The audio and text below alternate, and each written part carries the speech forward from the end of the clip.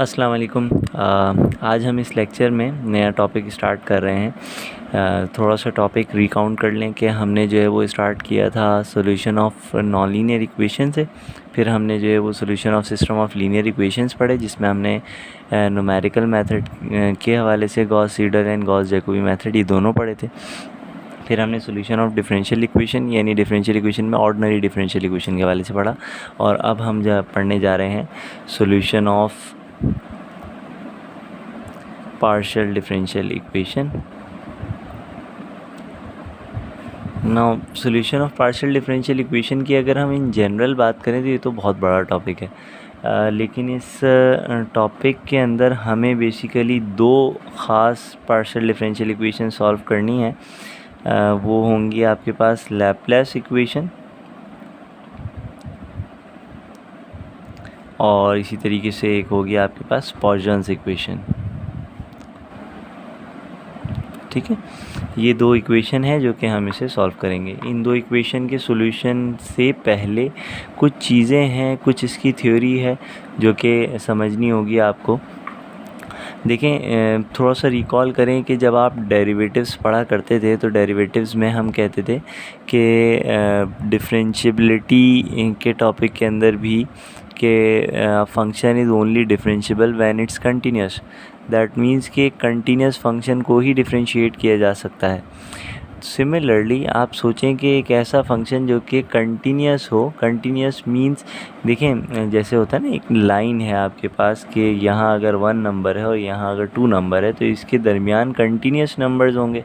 यानी यहाँ पर 1.1 हम तो इसको डिस्क्रिटाइज कर रहे हैं, हम इसको ब्रेक कर रहे हैं कुछ इस तरीके से कि 1.1, 1.2, 1.3 and up till 1.9 and then 2। लेकिन 1 और 1.1 के दरमियान कितने नंबर्स होंगे? वो भी इनफाइनाइट है। 1 और 2 के दरमियान इनफाइनाइट नंबर्स, 1 और 1.1 के दरमियान इनफाइनाइट नंबर्स, 1 और 1.01 के दरमियान इनफाइनाइट नंबर्स। तो यहाँ जो है वो नंबर्स अगर हम काउंट करें तो ये तो इनफाइनाइट होंगे। तो ये जो चीज़ है ना, ये है एक कंटिन्यूटी कि these number the transformation from one position to second is basically continuous है। तो ये जो कंटिन्यूटी है, हम ये कंटिन्यूटी न्यूमेरिकल मेथड्स के अंदर तो डिस्कस कर ही नहीं सकते। द रीज़न इज़ कि हमारे पास जो न्यूमेरिकल मेथड हैं वो तो हम कंप्यूटर बेस्ड या कोई कैलकुलेटर बेस्ड कोई ना कोई एल्गोरिथम बनाएंगे, आइट्रेशंस परफॉर्म करेंगे। तो आइट्रेशंस तो हम इनफाइनाइट नहीं कर सकते। हम जो है वो आइट्रेशंस को इनफाइनाइट अगर हमें करना होगा तो ज़ाहिर है उसके लिए इनफाइनाइट मेमोरी रिक्वायर्ड होगी, मेमोरी इनफाइनाइट कैलकुलेशंस रिक्वायर्ड होंगी। That is not possible. ठीक है ना। अच्छा, ये वर्ड भी जो जैसे कि इनफाइनाइट, ये मैं अक्सर कहा करता हूँ, स्टूडेंट्स को भी समझाता हूँ कि ये एक इनफाइनाइट के अंदर और अनडिटरमाइन के अंदर जो है ना डिफरेंस रखिएगा। तो बहरहाल इस हवाले से हमें जो कुछ चीज़ें समझनी है वो समझने की बात यह है कि इनिशियली आपके पास जो है वो कंटिन्यूस इक्वेशंस होंगी। नाउ इन कंटिन्यूस इक्वेशंस को या कंटिन्यूस इक्वेशन को आपको कन्वर्ट करना होगा डिस्क्रीट इक्वेशंस में। And the process of converting the continuous equation to a discrete equation or equations, of course, and the process of converting continuous equation to discrete equations is basically known as discretization. This process is known as discretization. लेकिन इस discretization के लिए हमारे पास for discretization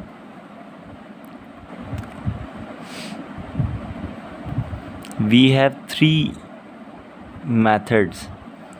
Number 1, we can say finite element method. Similarly, you'll have finite volume method, and similarly the third one is finite difference method. हमें जो study करना है वो होगा फाइनाइट डिफरेंस मेथड। नॉर्मली हमें एक बताया जाता है, बुक्स के अंदर भी आप देखेंगे या जब आप इन 3 मेथड के बारे से कुछ थोड़ा बहुत सर्च करेंगे तो बताया ही जा रहा होगा कि फाइनाइट डिफरेंस मेथड के अंदर सबसे ज़्यादा एरर पाया जाता है। लेकिन क्योंकि इसकी कैलकुलेशन बहुत सिंपल होती है और इसके वर्ड से भी जो है वो ज़ाहिर है डिफरेंस, यानी हमें एक्चुअली डिफरेंस कैलकुलेट करना है सिंपली।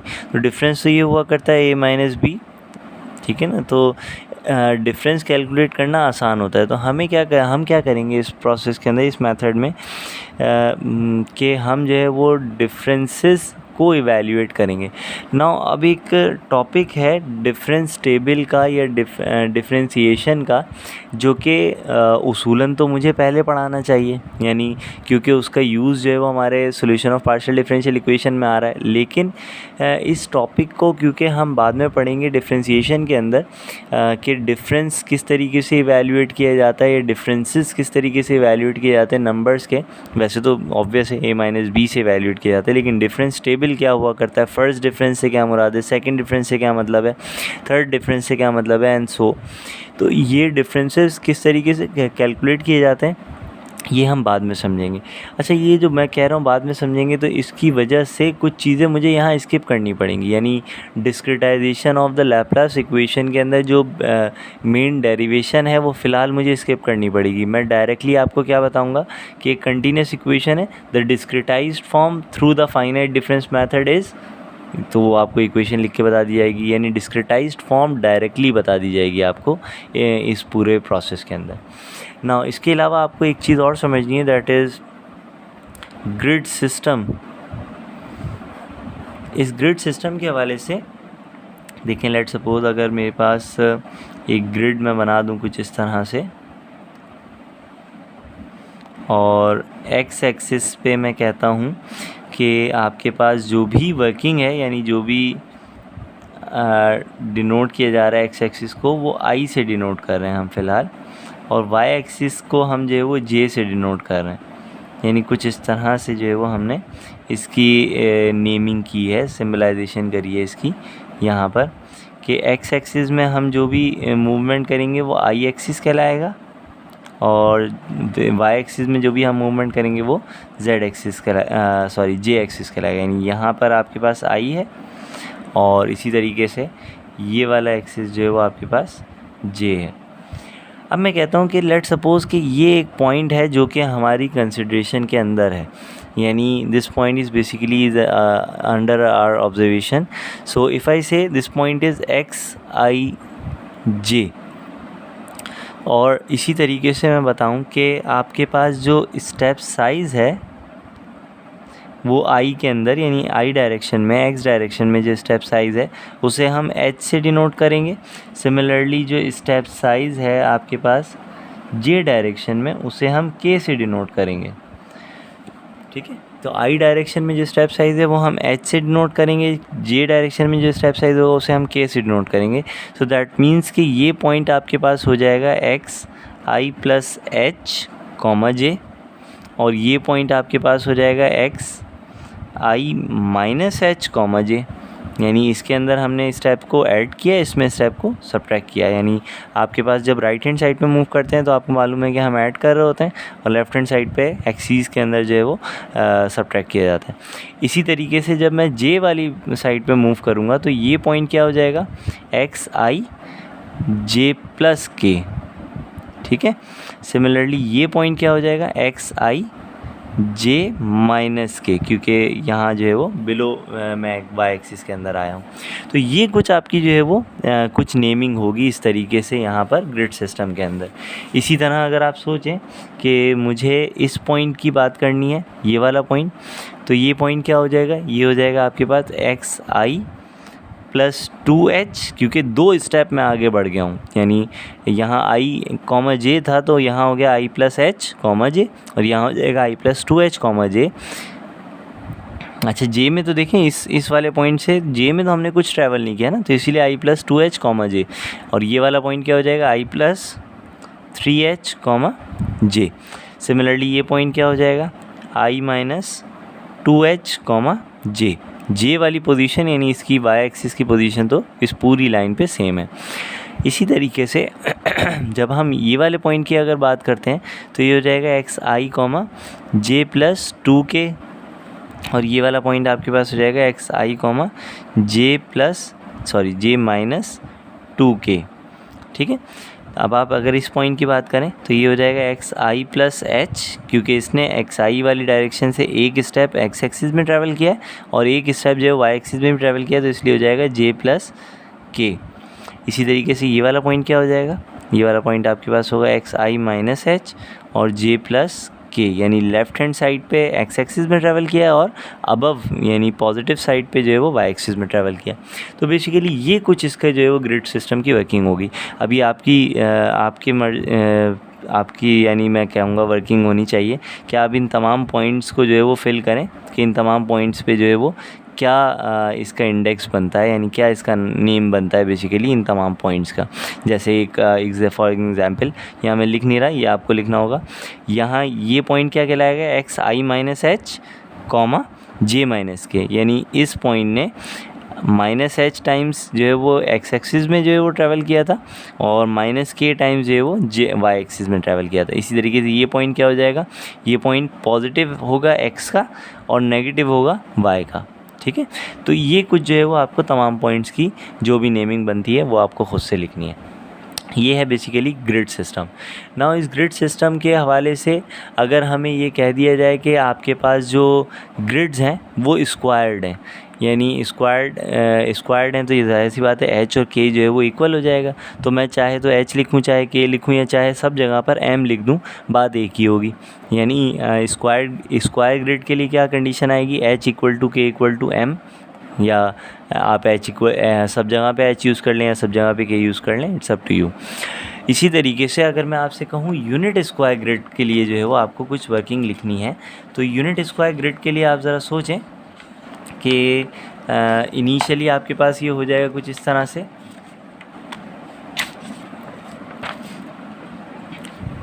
कि मैं ये लिख रहा हूँ फॉर यूनिट स्क्वायर ग्रिड। देखिए यूनिट स्क्वायर ग्रिड के लिए थोड़ा छोटी ग्रिड बना रहा हूँ क्योंकि इतनी ज़्यादा जो है वो इसकी कोई ख़ास ऐसी डेप्थ नॉलेज तो नहीं है। आपको बहुत आसानी से ये तमाम चीज़ें समझ में आ ही रही होंगी कि अगर ये है आपके पास कुछ ग्रिड और यूनिट स्क्वायर ग्रिड का मतलब है कि स्टेप साइज़ h और k ये तो स्क्वायर को शो कर रहा है, यहाँ से लेके h इक्वल टू k का मतलब है स्क्वायर, और ये दोनों जो है वो 1 के स्टेप साइज हैं। तो ये चीज़ जो शो कर रही है वो शो कर रही है यूनिट को। ठीक है, तो यूनिट स्क्वायर ग्रिड हम जो है बनाने जा रहे हैं। तो लेट सपोज अगर ये एक्स आई जे है तो ये हो जाएगा एक्स आई प्लस 1 कॉमा जे, और ये होगा आपके पास एक्स आई माइनस 1 कॉमा जे, ये हो जाएगा आपके पास एक्स आई कॉमा जे प्लस 1, और ये हो जाएगा आपके पास एक्स आई कॉमा जे माइनस 1। ठीक है, तो ओवरऑल जो है वो आपके पास ये इस तरीके से यूनिट स्क्वायर ग्रिड बनेगी। ये चेंज भी हो सकती है, एच अगर यूनिट स्क्वायर ग्रिड नहीं है, स्क्वायर ग्रिड है, लेकिन जो है वो दोनों की जो वैल्यू है एच और के की अगर 2 है तो आप 2 के रिस्पेक्ट से चलेंगे। बहरहाल बहुत सारी ग्रिड जो है वो हम यहाँ पे बना सकते हैं। अब हम बात करने जा रहे हैं लैपलेस इक्वेशन की, यानी कंटिन्यूस लैपलेस इक्वेशन की अगर हम बात करें तो लैपलेस की इक्वेशन जो है वो कुछ इस तरह से है कि that partial second order partial derivative of any flux with respect to x plus second order partial derivative of flux with respect to y is equals to 0। that means कि ये एक homogeneous equation है। अच्छा, यहाँ मैंने word use किया है flux का।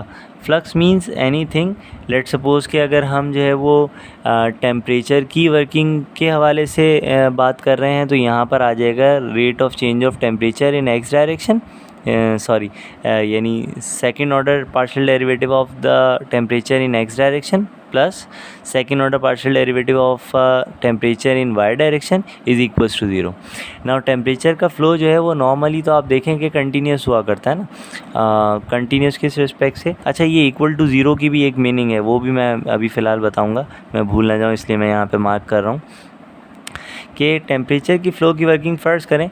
एक रूम के अंदर अगर एक स्प्लिट एसी आपके पास लगा हुआ है और उस एसी की वजह से कूलिंग जो है वो अंदर आ रही है।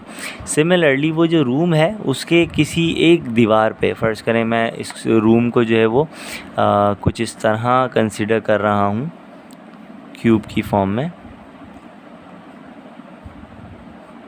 और मैं कहता हूँ किसी एक साइड पे, यानी फ़र्ज़ कर लें ये जो बैक साइड है यहाँ आपका जो है वो एसी वो इंस्टॉल हुआ हुआ है। अब क्या होगा, इस एसी की वजह से टेम्परेचर जो है वो यकीनन यहाँ तमाम जगह पे रूम के अंदर आएगा अगर ये रूम जो है वो पूरा बंद है। अब मैं कहता हूँ कि नहीं, इस वाली वॉल से, यानी ये जो राइट वॉल है यहाँ से एक सनलाइट है जो कि इफ़ेक्ट करती है इस रूम के टेम्परेचर को, और सन यानी सूरज की जो गर्मी है उसकी वजह से यहाँ पे टेम्परेचर जो है वो राइज़ हुआ करता है। और मैं कहता हूँ लेट्स सपोज़ कि उसका टेम्परेचर है 36, यानी all the points of the wall is containing 36 degree centigrade. Similarly अगर मैं कहता हूँ कि यहाँ ये जो वॉल है बैक लेफ़्ट हैंड साइड पे, ये जो है वो अटैच है किसी और रूम से, तो इसकी वजह से बहुत कम टेम्परेचर यहाँ से जो है वो इन हुआ करता है। अच्छा, यहाँ पे ये जो हम बात कर रहे हैं टेम्परेचर के इन होने की, तो ये जहन में रखिएगा इस रिस्पेक्ट से है कि यहाँ ये जो वॉल है ये कंडक्टिव है, यानी इतनी कंडक्टिव है कि टेम्परेचर को जो है वो इन करे, 36 डिग्री टेम्परेचर को भी जो है वो इन करे। अदरवाइज़ अगर ये वॉल जो है वो रेजिस्टिव हो या इंसुलेटेड हो, तो इंसुलेटेड वॉल से तो टेम्परेचर नहीं आएगा, इंसुलेटेड वॉल से तो टेम्परेचर इन नहीं हो पाएगा। तो बहरहाल उसका कुछ ना कुछ एक इफ़ेक्ट तो होगा यहाँ पर। अगर एक वॉल अगर ब्रिक्स की भी बनाई गई है, तो मैं कह रहा हूँ लेट्स सपोज़ अगर बाहर टेम्परेचर है 58 डिग्री सेल्सियस, तो उस वॉल के ऊपर पड़ने वाला टेम्परेचर 58 है, लेकिन जो अंदर टेम्परेचर जा रहा है वो 36 है। ठीक है, तो ये 36 डिग्री सेंटीग्रेड इस रिस्पेक्ट से है। इसी तरीके से फ़र्ज़ करें इस वॉल पे जो है वो एक और रूम इधर यहाँ पे बना हुआ है, अब मैं बना नहीं रहा, लेकिन इस रूम के अंदर बहुत सारे लोग हैं, बेतहाशा यहाँ पे लोग जो है ना वो बहुत रश के अंदर हैं, बहुत ज़्यादा लोग यहाँ पर बैठे हुए हैं। और इस रूम के अंदर जब जो लोग बैठे हुए ज़ाहिर है उनकी बॉडी भी रेडिएट कर रही है ना टेम्परेचर, तो उनकी बॉडी जो है वो तकरीबन 98.6 डिग्री फ़ारेनहाइट तो टेम्परेचर रेडिएट कर रही होगी। मे बी के सेल्सियस स्केल के अंदर ये कुछ 32 के करीब या ऐसी कुछ होता होगा, वो देख लीजिएगा, मेरे जहन में नहीं आ रहा इसका कन्वर्जन जो भी था। तो बहरहाल क्या है कि उनकी बॉडी जो है वो टेम्परेचर रेडिएट कर रही है।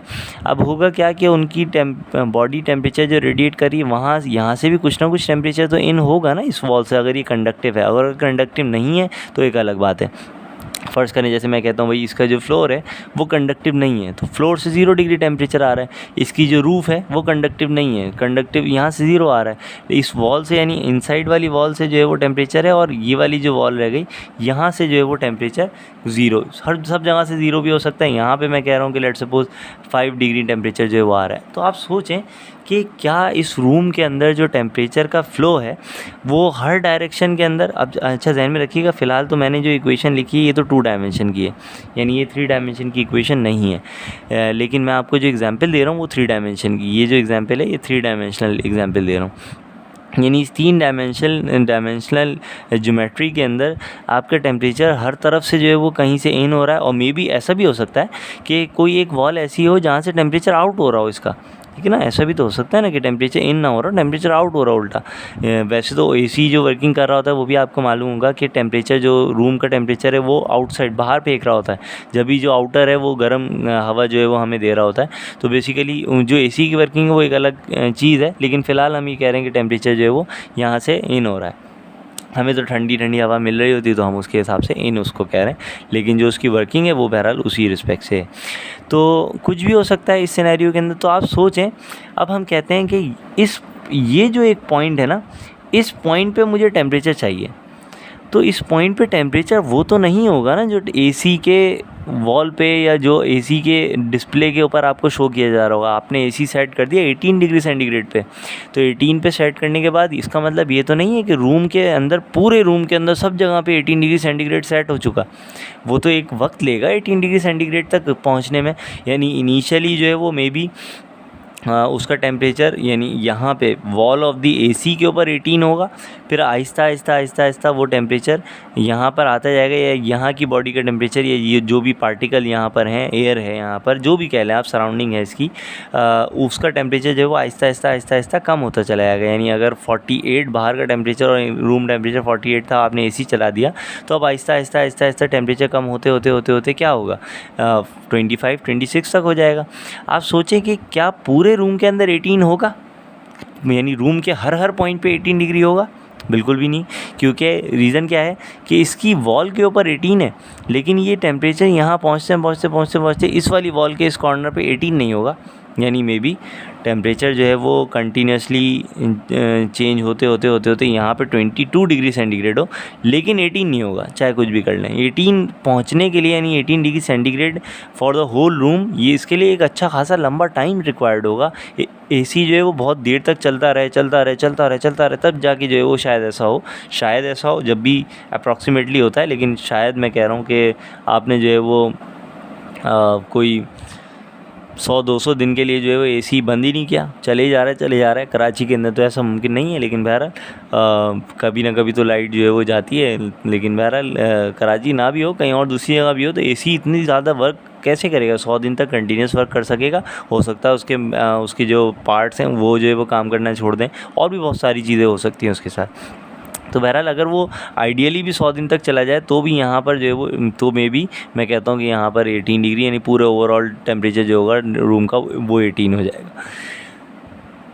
जबकि ऐसा होता भी नहीं है। एसी जिस तरह से काम कर रहा होता है वो आपको मालूम है कि वो एक सेंसर, अच्छा एसी का जो सेंसर होता है वो इस कॉर्नर पे तो है नहीं। एसी का जो सेंसर है जो कि उसको स्विच ऑफ कर रहा होता है, उसकी जो थ्रोइंग है वो कम कर देता है। तो वो कहाँ होता है? वो भी एसी के ये जो मेन इनर है इसी के अंदर लगा हुआ होता है। तो इसका मतलब वो इनर के अंदर 18, इनर के आसपास वाला जो एरिया है वो 18 सेट करके उसको तो ऑफ़ कर देता है वो, ठीक है। इन्वर्टर वगैरह के अंदर भी वो कंटिन्यू चलता रहता है, पावर ब्रेकेज तो नहीं होता, लेकिन बहरहाल और जो उसकी थ्रोइंग है वो तो ऑफ़ हो जाती है, कूल थ्रोइंग जो है वो ऑफ़ हो जाती है। तो इस रिस्पेक्ट से मैं कह रहा हूँ कि इस पॉइंट पे कभी भी 18 नहीं होगा। लेकिन होगा क्या? यहाँ से लेके यहाँ तक एक 18 डिग्री सेंटीग्रेड का कंटिन्यूस चेंज हो रहा होगा, मे बी के 21 तक। तो 18 और 21 तक कितने पॉइंट्स हैं? इनफाइनाइट। तो हम इनफाइनाइट पॉइंट पे तो वर्किंग कर ही नहीं सकते।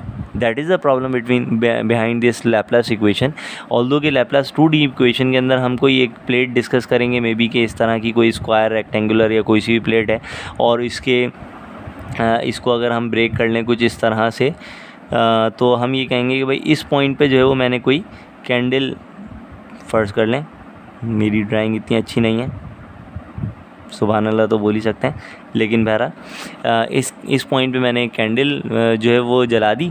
अब हुआ क्या कि इस कैंडल की वजह से टेम्परेचर का फ़्लो किस तरह होगा? यानी सबसे ज़्यादा टेम्परेचर तो यहाँ होगा। अगर कैंडल का टेम्परेचर लेट्स सपोज़ मैं कहता हूँ कि है 120 डिग्री सेंटीग्रेड ये इस पॉइंट पर, तो यहाँ से टेम्परेचर फ़्लो करना स्टार्ट करेगा। यानी आप सोचें ये एक मेटल शीट है, ठीक है, मेटल शीट है, तो टेम्परेचर फ़्लो होना स्टार्ट करेगा। इस तरीके से ये टेम्परेचर सब जगह जाएगा। अच्छा, जैसे हमने कहा कि हम सब पॉइंट पे तो डिस्कस नहीं कर सकते, तो इसका मतलब हमें इक्वेशन को, अपनी बॉडी को, अपनी जो भी डिस्कस हम जिस चीज़ को कर रहे हैं, सिस्टम को, उसको डिस्क्रिटाइज़ करना होगा। डिस्क्रिटाइज़ जितने ज़्यादा पॉइंट पे होगा उतना ज़्यादा एक्यूरेट रिज़ल्ट होगा उस पॉइंट का। लेकिन ज़ाहिर है ज़्यादा पॉइंट पे डिस्क्रिटाइज़ करने का मतलब ये है कि बहुत ज़्यादा उसकी इक्वेशंस डेवलप होंगी, जिसमें आगे जो है ये बात आ जाएगी। अच्छा, ज़ीरो का मतलब क्या है? ज़ीरो का मतलब यह है कि Laplace equation is not concern with this property of the material that is use in heating.